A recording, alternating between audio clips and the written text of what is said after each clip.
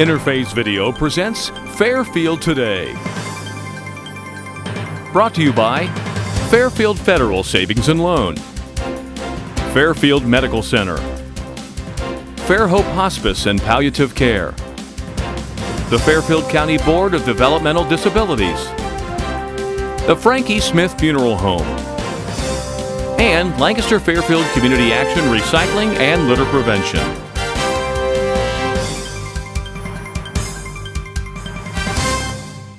Welcome to Fairfield Today, or at least the Fairfield County Board of Developmental Disabilities edition of Fairfield Today. My guests today are Jody Blaze, who is our Director of Children's Services and also the Principal at Forest Road School, and Megan Worthington, who is my hero. I always wanted to say that. Have you seen Ferris Bueller's Day Off? Megan Worthington, you're my hero. Not for a long time. Megan is a speech therapist with our preschool students at Forest Road School, and she also works now with our adults at the Opportunity Center, which is where we're taping this episode. But Megan is the education hero in this year's Red Cross Heroes Awards program. We're very proud of that. And I know Jody is as well. And you're very humble about it, aren't you?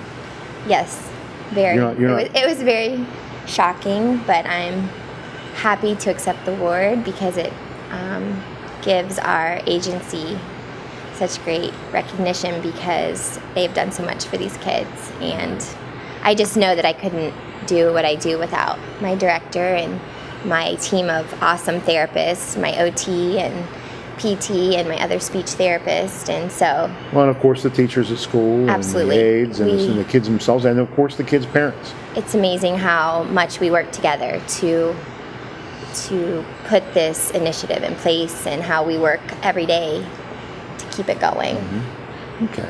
Well, listen. Let's start with having you tell us a little bit about yourself, where you grew up. So let's start there. You're a Fairfield Union graduate? Or? I graduated from Fairfield Union High School, born and raised on Coon Path Road, and I still live there. I don't think I'll ever leave. I live in on our family farm that I absolutely love with my 3 children, my husband, and I'm fortunate to live next door to my parents, and my grandmothers are very close in proximity, and my brothers and their families. Okay, great. So I'm very drawn to this area. Okay. Now, speaking of the word drawn, what drew you to go into speech therapy? I was contemplating a profession in the medical field because my mother is a nurse. I know. And I went into... She's my nurse, actually. She's your nurse. The doctor that I go to. I started in pharmacy school, but just knew it wasn't quite right for me. I needed a little more communication with a diverse population, and actually a good family friend recommended speech therapy. And so I completed my undergrad at the University of Kentucky and was really anxious to get closer to home, so I went to grad school at Ohio State. Had a wonderful experience there and still keep in touch with many of my colleagues. In fact, one of my grad school friends is now our representative for the communication device company that we're working very closely with. Okay. So we'll get to that here in a few minutes. I got to think that if I went to school in Lexington, I would probably never want to leave. I may go on and get a doctorate and then apply to the university to teach. Lexington is a beautiful city, a fun city, but the reason I loved Lexington was because the people were so friendly. It's just southern enough that there's a real sense of warmth. I know exactly what you mean. My wife went to Eastern Kentucky, so she had spent a lot of time. In fact, she did her student teaching right near Lexington. Mm-hmm. So, well, we're digressing a little bit. So then when you came back here, how did your career kind of unfold? I actually stayed in Columbus and decided to work in some of the suburban schools. But I decided that I wanted to get a little closer to home after I got married, so I started at the Educational Service Center. And at that time, Jody was in charge of the preschool, where we've actually stayed in touch pretty much the last 13 years. Every time I heard about a job opening, I'd call Megan and say, where are you? What are you thinking? Well, let's bring you into the conversation. It worked out perfectly. You began your career as a speech therapist, Yes. and then so you've always been involved. Now, is it still considered speech therapy and audiology, or is it just speech therapy, or is it more specialized?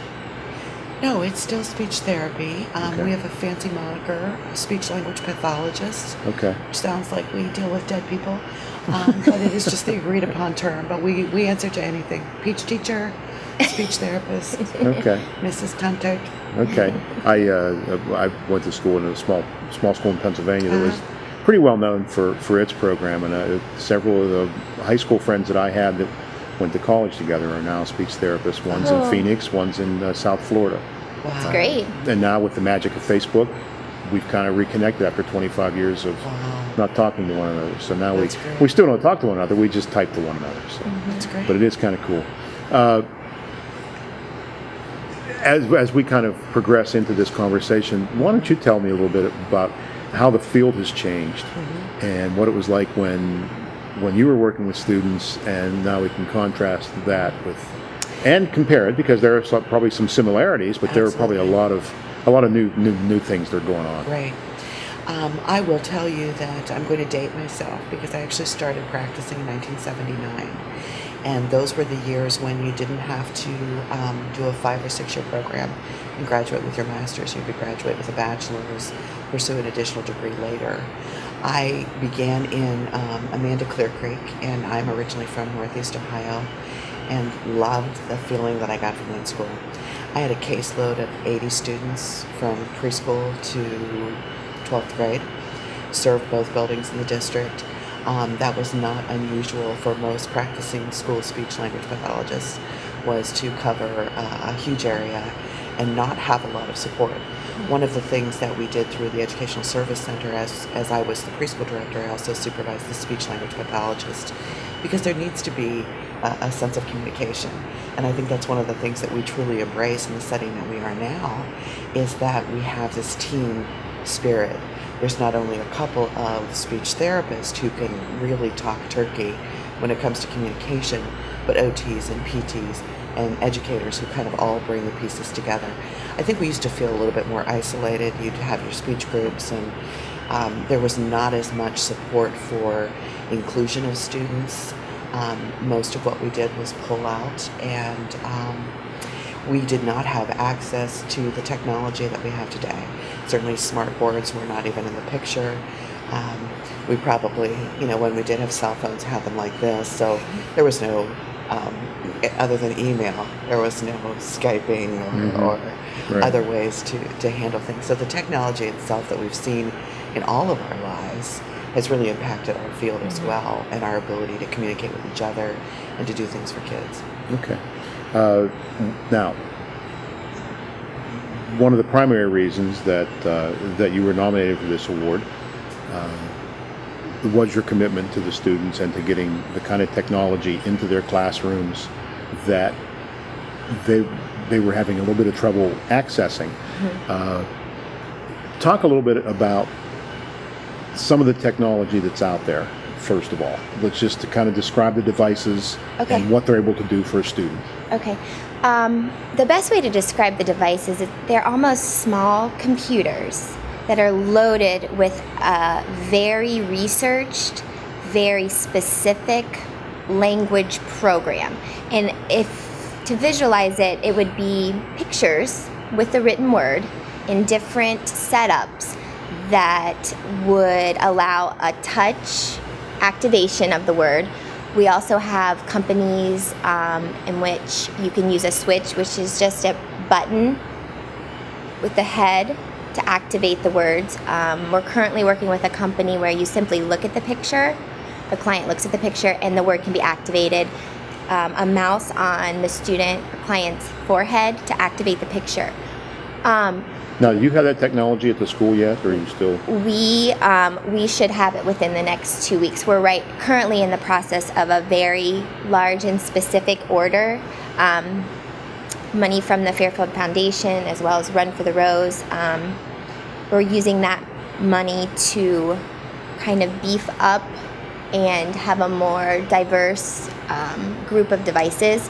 We have one company, Dynavox, in the classrooms, and we knew that we needed to get a couple more companies, a couple different styles, a couple different language systems, and the head mouse and the eye gaze, those are called access methods, because many of our students, due to their physical impairments, they do not have the ability to simply touch a computer to talk. That's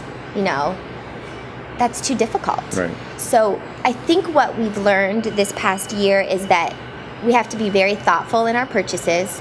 We've done immense research. I am very good friends with company reps because I want to know exactly what they have to offer. I want to know what we're purchasing. And we're going to have these devices for a long time because we're going to have them in the building so that we can teach children to use the devices, and then we can ask funding sources such as private insurance or Medicaid to purchase one for their personal use. And I want to get it right. I want to pick the right device, and I want them to be successful, and they have to be taught to use these devices. So there are probably 4 main companies that we work with.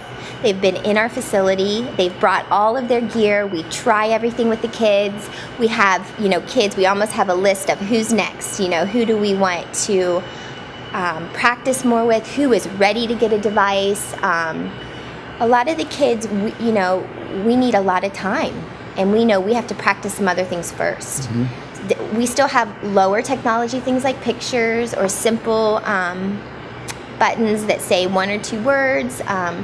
The goal is to really increase that high-tech piece, and we're excited. And you have kids that, and I use the word very often, it's in our latest newsletter, find their voice. You're helping kids to find their voice. In many cases, you have kids who are working, especially the younger ones that you're working with now, as well as some of the older kids that Rachel, the speech therapist who is working with the older kids in our school, they maybe have never spoken before, or had no way of communicating other than just facial expressions, or if you're working with them enough and you can see eye movements and tell if they make certain sounds, what they need and what they want. But now you're giving them the voice to actually use words. And as you said, in some, it's kids are using single words where they'll press the iPad screen for balloon, and you can start playing with a balloon, for example. But then you have other kids that will go through a series. They're building sentences. And actually sharing their thoughts and writing their words. And I think, John, really, as the preschool therapist, I know how important it is to get language in those early years. I don't want to wait and say, you know what, someone in kindergarten or first grade will get this child a device, or I'm going to give it another year and see if they talk. We don't have the time. There's a window of language development. We have to get something in their hands. It doesn't mean that they're not going to talk later. It means, let me give you something now, so that you're not frustrated, so that you can participate in circle time, so you can tell your mom your tummy hurts. Let me give you something now. In school age, we're finding that, I don't know if you can picture this, but when I first started, a certain student would just kind of walk up to his friends and get really close, like he wanted to say something. I just kept thinking, he wants to say good morning, or he wants to say, guess what I did over the weekend? And he loves John Deere tractors, and I thought, he probably wants to say, hey, I got to ride the lawnmower. So I just wanted the halls to be louder, and they're loud, but more words. And so with school age, we're kind of making up a little bit. We feel like we maybe missed some opportunities. So Rachel and I are going back, revisiting, and we are saying, it's not too late. We're going to give you something, but we're going to teach you how to use it. We're going to teach your assistant, we're going to teach your classroom teacher, and then we're going to bring the parents in and make sure. Well, share a couple of real quick success stories with us, because we're almost out of time, unbelievably. But Well, preschool, we had a little boy come in, and his mother was just very nervous about even the placement coming in as a 3-year-old. He didn't have very much language, maybe 1 or 2 words. He was very hard to understand. Really, I worked with him a couple of months, and I just saw how much he wanted to say. So we quickly collaborated. We got, they had an existing iPad at home. We worked on a communication app called the LAMP app. It has the ability to give him 5,000 words. I had no idea when I put it in front of him that he was going to put 3 word sentences together. He talks while he plays with his iPad, and the beauty of it is he's still talking, he's still developing the verbal language. He smiles, he doesn't cry, he loves to come to school. He'll grab his iPad as we're walking down the hall because he wants to tell somebody he's going to go take his nap. He's happy. And so this little boy, it started with a lot of nervousness from the family and from him, but he's got some power in his world. That's one preschool story. Do you have any specific school age? Well, let's talk very briefly about Bonnie, because you're working with Bonnie now, who is 14, 12, 14, 13, and she uses a device now, and you guys work together between the school age and the preschool kids for Bonnie to read to them during circle time, and as she's reading the story, she'll read a sentence, and then you'll pick out a word from the sentence and have your children, who are the preschool age kids, go ahead and pick out what that word is. And I think we just want the little ones to know that it's really cool to have a talk with a computer. Look at Bonnie. I mean, and Bonnie wants to be a teacher, so it gives her that opportunity to be in the teaching role, and they just go crazy when she comes in with her device to tell a story. I want the technology just to be the norm, and you're not any different, and you're getting your message across just like everybody else. And it's fun. It makes it fun to tell a story. Okay. Now, what did you feel in your heart whenever you, at the Celebration of Possibilities last March, when Bonnie actually started she got up on stage and actually spoke to a crowd of 420 people? Absolutely. I think the exciting part of that was that Bonnie's message was totally self-generated. She decided what she wanted to say, up to and including, I want to have pink hair. I want to drink Pepsi. Yeah. Those kind of things that was her important message to the world is, I have a voice, here's about me, these are my dreams for the future. And to see her to be able to express that, this is one student who struggles so much with muscle tone that isolating a hand to even activate her device takes so much energy for her, but she's so committed to doing that because she wants to speak too. Right, and she's learning to use her words as well. She's speaking pretty well. And Megan alluded a lot to the things that we're learning, the things that the students are learning. The students are teaching us great things too. And as we research and we talk to the people who have really been in this industry for a while, we're realizing how important the rehearsal is and the opportunities to practice in so many ways. It can't be just during this speech time. It has to be used throughout the day in the home. So that's a major focus for us too, is training families so that it is not a device that's carried around and then left on a shelf in other situations. So we have always believed that using a device does not impair the ability to develop speech. They scaffold each other. It's to understand the structure.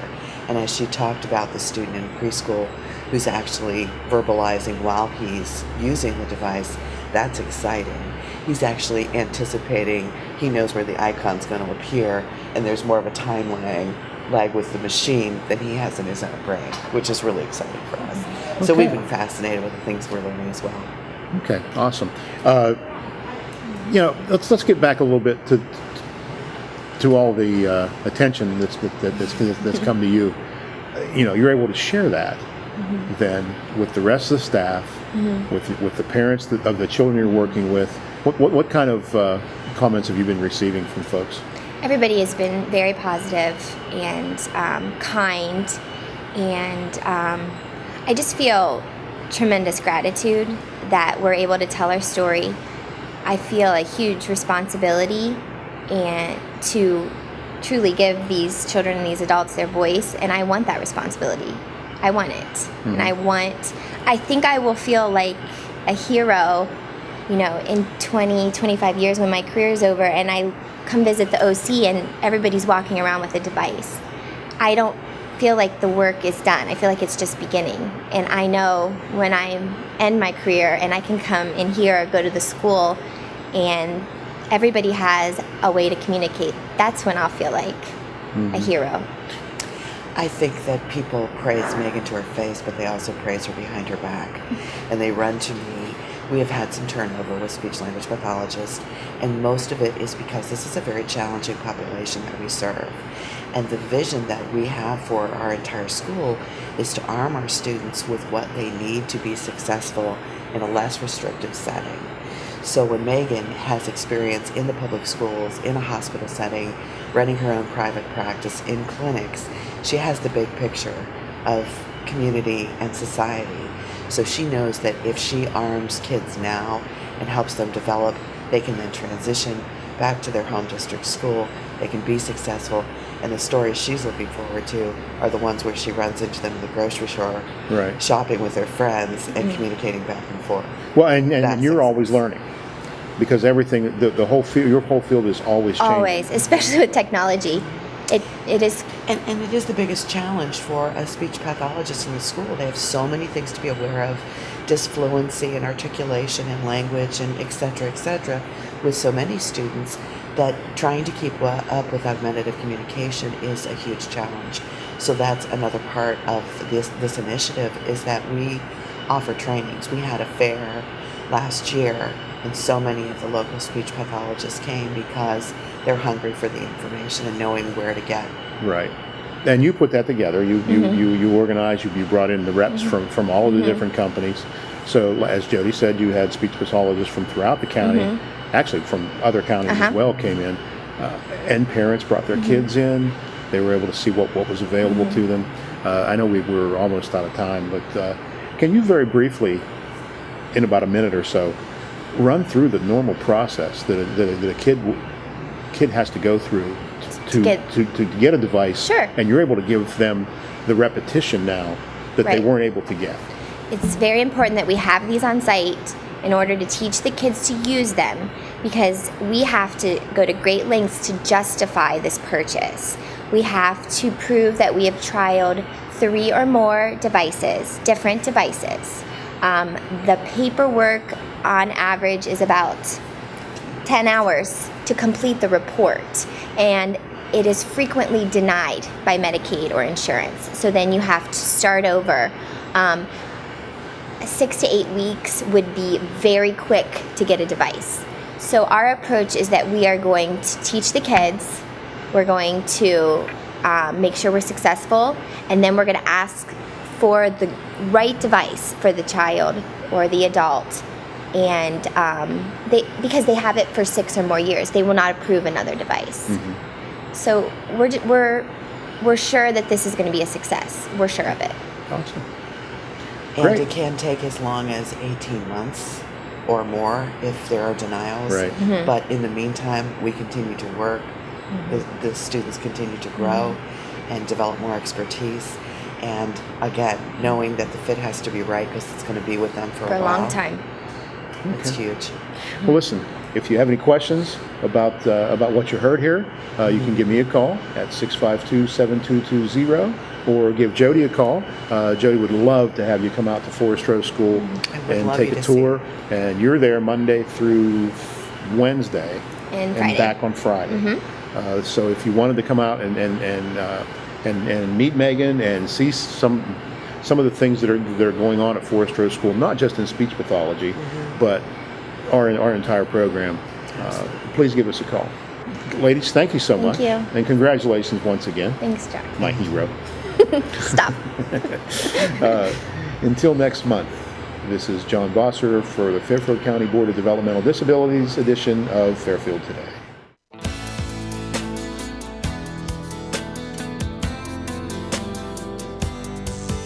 Megan Worthington deserves this Education Hero Award, not only for what she's been doing recently, but for what she's done for many, many years. She just has such success with helping our kids at Forest Row School who have disabilities and have difficulty speaking to find their voice. I realized 2 years ago that the halls were really quiet and that we needed to look at communication a little differently. A group of us decided to present our idea to the board that we were going to bring these high-tech devices into the school. She's kind of been the ox behind this, pushing forward and showing us, all of these different options, and then also training us on it, because if it wasn't for Megan, we wouldn't know how to use these devices, because she's done all the research, she's done all the background information, looking for all this stuff to see what would best suit each child. So she has worked super hard to make sure that every child is getting what they need communication-wise, and then also making sure that staff is properly trained so that we know how to implement it within the classroom. The way the communication devices work is that there's a child who has trouble speaking. Sometimes you don't know if they're hearing you or if they're understanding what you're saying. And what these communication devices are proving is that kids can choose pictures or choose words if they're able to read and form sentences, and an artificial voice then becomes the voice of that child. She has opened doors for them to have a voice, to communicate. Her interactions with families have really kind of elicited that support, because it can't just happen at school, it has to happen throughout the child's life. Bonnie loves working with the preschoolers, and last year she was able to give a speech at the Celebration of Possibilities, and in her speech she stated that she wanted to be a teacher at Forest Rose School. So now she has been given the opportunity, with the help of Megan and Rachel, who's our school age therapist, to go to the preschool classes and use her communication device to read stories and ask questions about those stories to the preschool students. And Bonnie absolutely loves it. She gets so excited she can hardly contain herself. She can hardly calm down enough to be able to use her communication device. She's extremely dedicated to her job and just as dedicated to her profession. She's always trying to find new ways to help her students. And now she's also working with adults in our program, so she's extending that even further. And the interesting thing is that she is able to find resources and find ways to bring new devices into the school so that the families can learn more about how their child may be able to benefit from a communication device. Megan has an attitude of service. She has always been quietly behind the scenes. I think we tend to think of a hero as leading the charge. Megan does that, but within the function of a group. Helping these students find their voice at such a young age is really going to translate into making them successful adults. Congratulations, Megan. You deserve this. You are awesome, amazing, wonderful. Thank you, Miss Megan, for helping me find my voice.